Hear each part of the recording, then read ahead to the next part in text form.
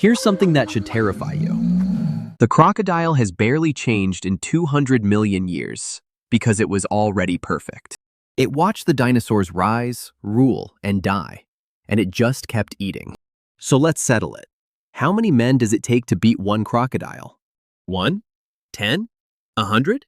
The answer depends on one thing nobody expects. Meet the undefeated champion, a saltwater crocodile, up to 1,000 pounds, 20 feet of armored muscle. Count the weapons. Weapon 1, the bite, the strongest ever measured in a living animal. 3,700 pounds per square inch. That's not a bite, it's a hydraulic press with teeth. It clamps and it does not let go. Weapon 2, the death roll. It can't chew, so it bites down and spins its whole body at speed, twisting chunks clean off. And underwater, that same spin drowns you while it works.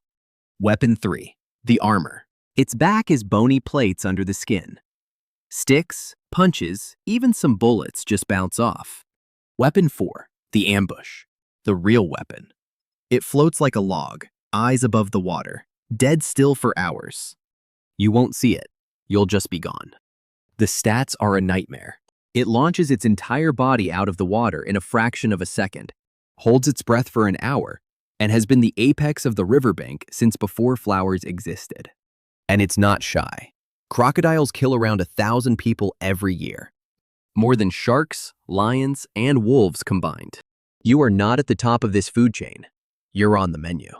So how many men? Here's the secret the whole fight hinges on. It depends entirely on where you're standing. Because a crocodile is two completely different animals, one in the water and one on land. In the water, it's a god. 1 man, dead before you hear the splash.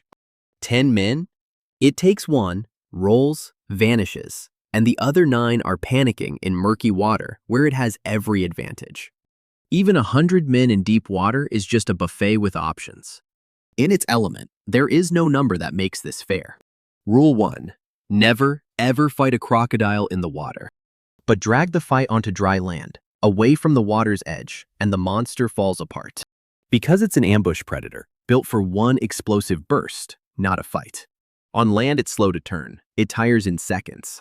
And it has one absurd weakness. The muscles that snap its jaws shut are monstrous, but the muscles that open them are pathetic. A grown man can hold a crocodile's mouth shut with his bare hands. People do it for a living. So on land, the number plummets. 1 man alone still should it. 1 tail swipe breaks bones. But a handful of coordinated men? It's done all the time. Get behind it where the jaws can't reach. A few pile onto its back so it can't roll. 1 man holds the jaws shut. And the undefeated, 200-million-year-old champion becomes a very heavy, very angry handbag. So, we ran the numbers. 2 men on the jaws, 4 pinning the back to kill the roll, 3 on the tail, 3 on the legs, 1 calling the rush. 13 men. Not 100, 13. In the water? No number on Earth. And there's the real lesson inside a silly question. The most dangerous predator on Earth isn't dangerous everywhere, only in one place. It's ambush.